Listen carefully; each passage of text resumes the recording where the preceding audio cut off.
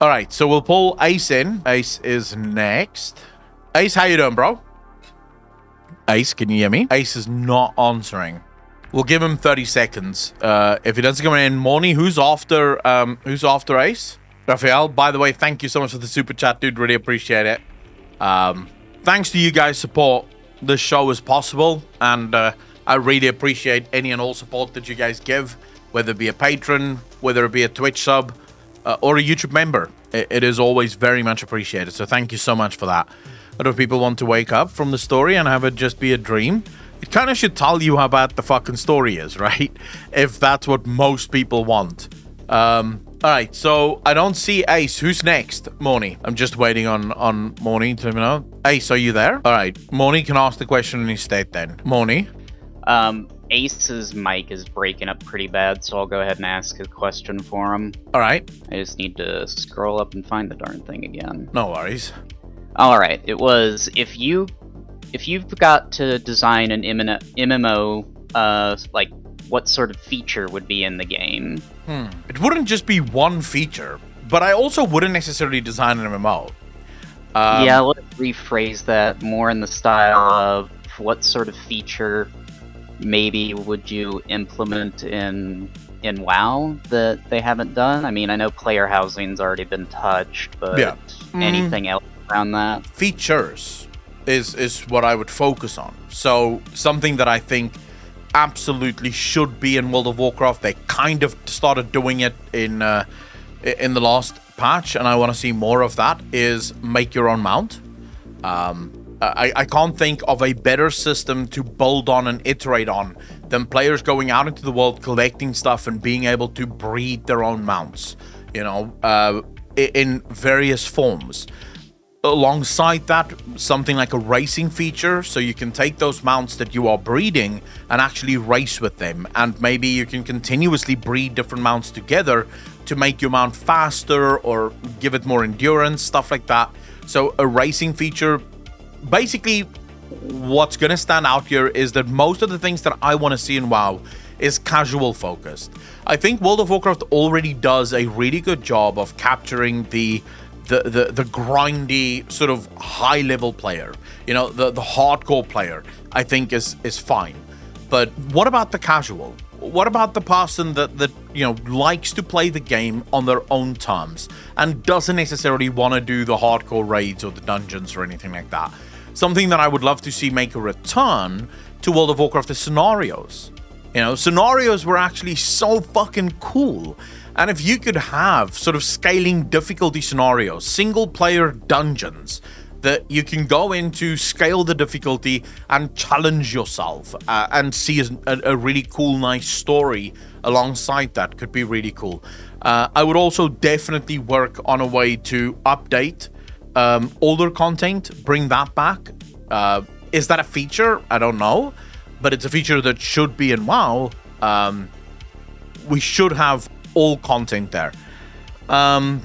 Obviously, we spoke about housing, we spoke about farms. I'm trying to think if there is another feature that I would absolutely implement into World of Warcraft. It's hard because almost all features I can think of has already been done, and I would just love to see it in WoW too. I think if there was one feature that I could add to World of Warcraft that I think would make for a very interesting experience for a lot of people, it is class flexibility.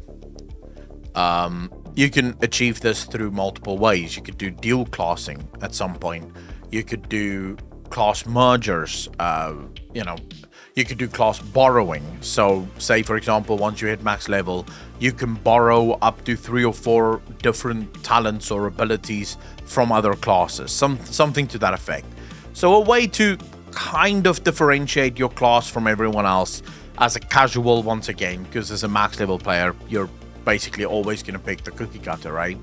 And that's going to be it. Yeah, I wish that we could get rid of, or get away from the cookie cutter stuff, but a lot of the min-maxing is based around that. The second you have a group of people playing around and competing for top spots, there is no such thing as freedom. Not for people in the competition. The freedom will be replaced with cookie cutter even single player games like Witcher 3 has a best build. Like, you can literally go on the internet right now and type in best build Witcher 3, and there are guides that tell you exactly how and where to get the right gear, which talents to take, which food items to have on hand all the time. Like, they literally tell you how to play the game, and it's a fucking single player RPG, and it has a cookie cutter build, one that will just destroy things no matter what. So you're ultimately never going to be able to move away from that. The second competition enters, there's going to be a best one. So you can't do that. The best you can do is provide freedom for those who aren't part of the competition. And sadly, in a game like World of Warcraft, because the only things that you can actually do in the game is hardcore content, you can do hardcore content casually, but you can't really do any other types of content. It means that everyone has to follow the cookie cutter. But if you had more solo scenarios and instances that people didn't have to play with anyone else, you would give people freedom. So people who aren't trying to get to the top spots would have freedom in how they want to play the game. You give people more casual content, they're going to build the way that they want to build because they're not in competition with anyone else, and there is also no one else that tells them what to do and how to do it. I would also add a sprout system to World of Warcraft. If this was the final system that I could implement, it would be a sprout system. A way to celebrate new players to the game, people who have never played World of Warcraft.